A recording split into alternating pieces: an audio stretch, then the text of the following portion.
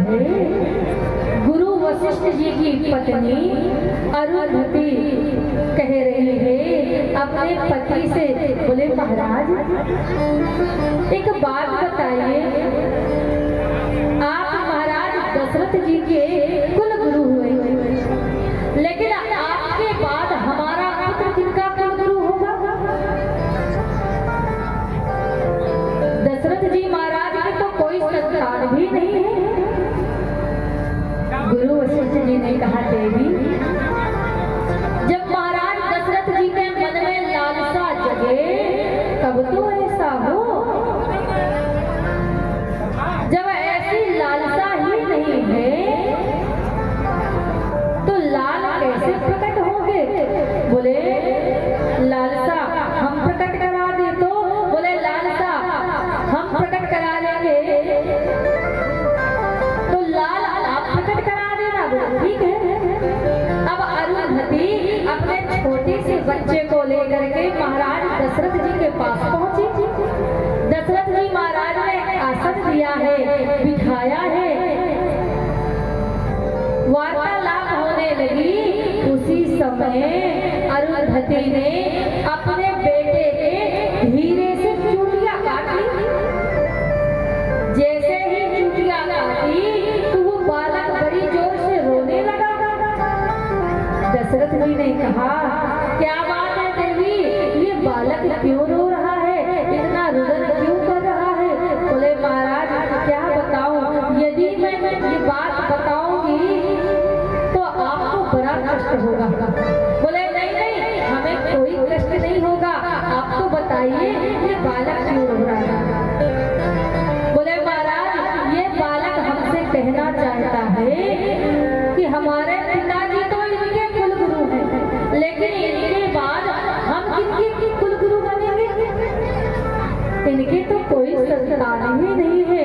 तब कहा, दशरथ जी ने जब ये सुना तो बड़ा कष्ट हुआ, रोने लगे, आंख से आंसू बहने लगे और कहा बात तो सत्य है, हमारे तो कोई संतान नहीं है, क्या करें? उसी समय गुरु जी के पास, याद रखना कितना भी बड़ा दुख हो आपके पास, आप कितने भी दुखी हो, अपना दुख पड़ोसियों से मत बताइए। क्यों? क्योंकि आपके पड़ोसी आपका दुख सुन करके उस समय तो हाँ हाँ तो कर देंगे, लेकिन पीठ पीछे वही खुली उड़ाएंगे, वही हंसेंगे कि देखो अच्छा हुआ, ऐसा हुआ इसके साथ। क्योंकि व्यक्ति आजकल अपने दुख से दुखी नहीं है, पड़ोसी के सुख से दुखी है ना।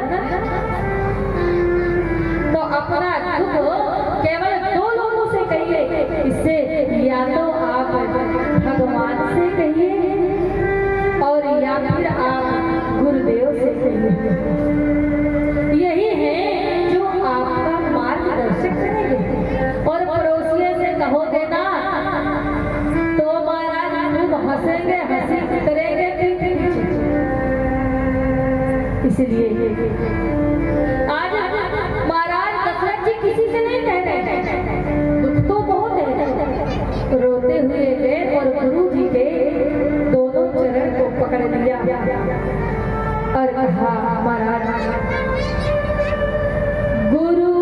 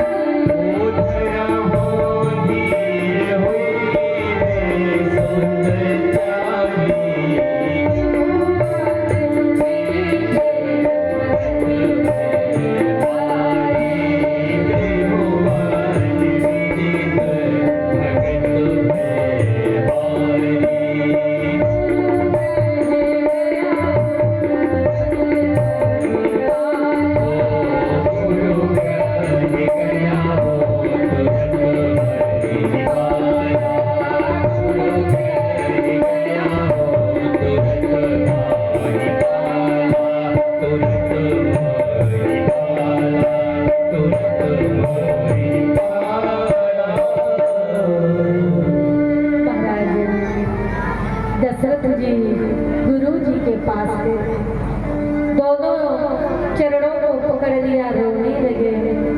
गुरुजी, मेरे कोई संतान नहीं है,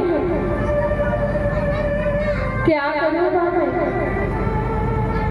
भगवान की दया से सब कुछ तो है, लेकिन दुख इस बात का है कि कोई संतान नहीं है, कुछ कृपा करो ना। गुरुजी ने कहा, राजन, चिंता करने की जरूरत नहीं, हम यज्ञ करेंगे, पुत्र कमेष्टि यज्ञ, एक नहीं 4 रूप में जन्म लेंगे।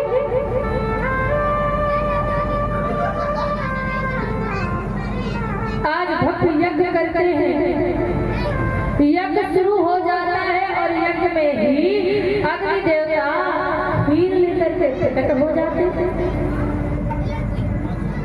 राजन, आप ये खीर अपनी देवियों को खिला देना। महाराज दशरथ जी बहुत खुश हो गए, लेकर के गए हैं आधा आधा भाग तीनों देवियों को दिया। कौशल्या को, कैकेयी को, सुमित्रा को, जो आधा भाग बचा वो सुमित्रा को दिया। महाराज, समय व्यतीत होने लगा, आज मेरे राघव सरकार का प्रकट होने का समय आ गया है। चैत का महीना है, नवमी तिथि है, शुक्ल पक्ष है, ना सर्दी है ना गर्मी है। दिन के 12 बजे मेरे राघव सरकार प्रकट हो जाते हैं। बोलिए रामचंद्र भगवान की। एक नहीं 4 रूप में भगवान प्रकट होते हैं। नैमी तिथि मधुमास पुनीता और शुक्ल पक्ष अभिजित हरिप्रीता, मध्य दिवस अतिश्री तेन धाम और अग्निलोक दायक सुनि बचन सुजाना रोदन ठाना हो और यह चरित जो गावहि हरि मन